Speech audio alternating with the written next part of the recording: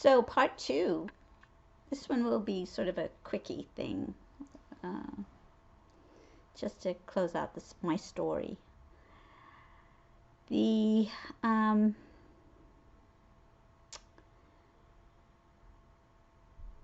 going to go into chemotherapy into more detail in the next video, all right? But I just want you to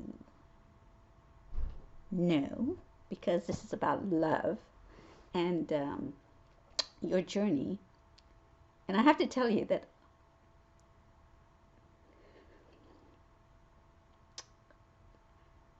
so I'm a bit of a weepy creature.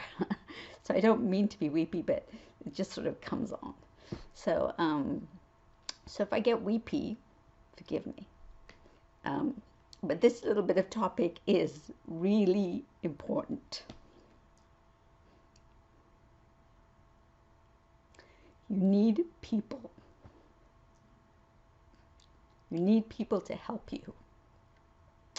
You need your doctors to help you. You need to follow their guidance. You need to find friends who will take you to doctor's appointments, go grocery shopping for you, cook for you. And the wonderful thing about this process is I found great friends. So part of this weepiness is a sense of gratitude for the friends that have shown up and been incredible. And that goes for the people that I work with. And, excuse me.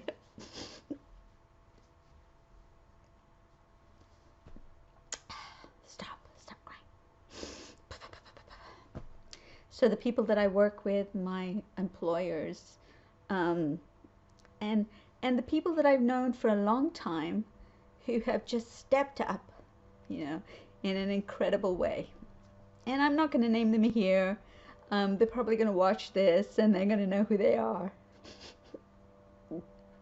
But the point of this is that you must have what my friend calls a village, all right? So you find this village of people who love you unconditionally and step up, and it might not be family members. If you're fortunate enough to have family around you, then that's fabulous.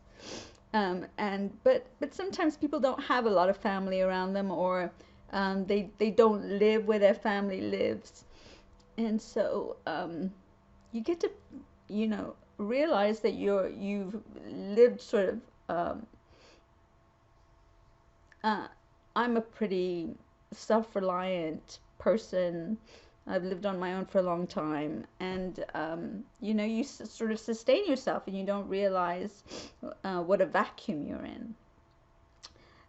You have people that you know, and you've known maybe over years, and people who you've cultivated relationships with over time, and people that you are close to in a certain way.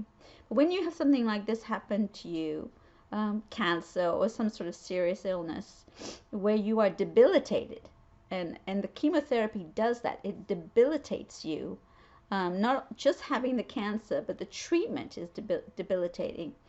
You need help because you're so weak that you can't do usual things like drive a car or go grocery shopping because you might get an infection. Or your body is adjusting to the treatment fighting the cancer. And so you've got to be able to compensate. You're going to have ways to eat because have food prepared. That's what I mean. Because you're going to still have to maintain your nutrition levels. You're going to have to boost your immunity, and you're going to need nourishing food, and you're going to have to sustain yourself when you're debilitated from the chemo. When you're on the chemo, you might not necessarily want to eat food, and so all of that is unexpected and precarious, and it's a learn as you go moment. Okay, when you lose your hair, or when you get little things happening on your body that you're looking at your nails and you're thinking, oh, what's that, and this is a reaction to the treatment, right? Because the treatment is so evasive. So find your peeps, all right? Find and they'll show up. They'll show up in the most unexpected way, right? So when I went to get my biopsies in December of 2018, my good friend took me and stayed with me. It was Christmas, for heaven's sake, and she stayed with me in the hospital room. I was admitted, and I wasn't planning to be admitted, right? So she ended up spending most of the holiday with me, and driving me here and there, and staying with me in my hotel room, entertaining me, which she didn't have to do, and just being amazing.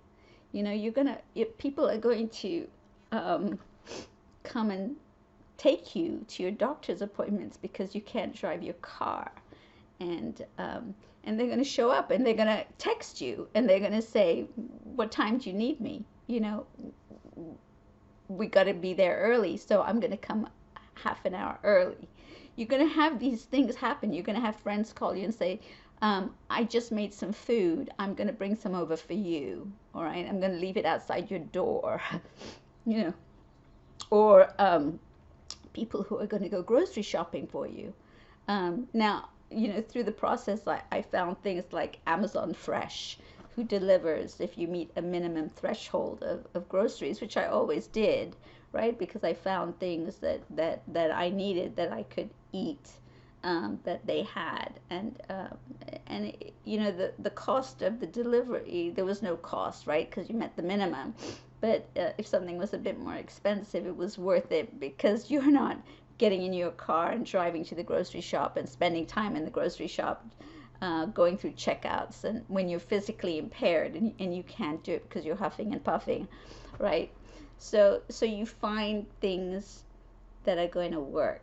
I have a dog, I needed care with my dog, and some friends stepped up and who happened to love him, and they would come when I had a blood transfusion that was unexpected, and they would come and take him to their house and take care of him. And I'll talk about the dog and all of that later on. Or I will be talking about my dog because he's awesome, and he's a great companion. So so that's part 2 of the video. Find your friends. You're going to need your friends, all right? And find the people that you trust, that you can talk to about what you're going through. It's going to be a difficult conversation. Because from your perspective, you're debilitated, right? So so you feel vulnerable, and it's hard to it's more easy to be authentic and to release your inhibitions and all those things about control and all of that stuff. Just release all of that, and tell some people that you love and care about what you're going through. So I'm going to stop here. Hopefully I'll be more composed on the next video, because it's not about personal relationships. But please find your friends, and find 5 friends. That's the magic number for me. And, people who always text you, find out how you're doing. I found you know, a few friends who text me every day, and every day by clockwork, and some of them were very insistent about it. It's just, if we don't hear back from you in 3 or 4 hours, we're gonna, you know, call an ambulance. um, and you'll find that your relationships with those particular folks, all of your five, your village, are going to be richer, you know, and be beautiful things, really filled with love. So, in closing, Cancer Val loves you, and I really know what a difficult journey you're going through. So, if you have comments, or if I can answer a question, I don't know if I can or not, please do that. If you like this video, if you find it supportive, you know, thumbs up and all that stuff, tell your friends, share it with your friends, because it's sort of not a video. I'm trying to make this video helpful. So for people who don't know what the symptoms are, who don't know what to look for, who can't imagine what the first steps are, this is going to be that kind of video. So thank you very much for watching, and Cancer Val signs off. See you next time.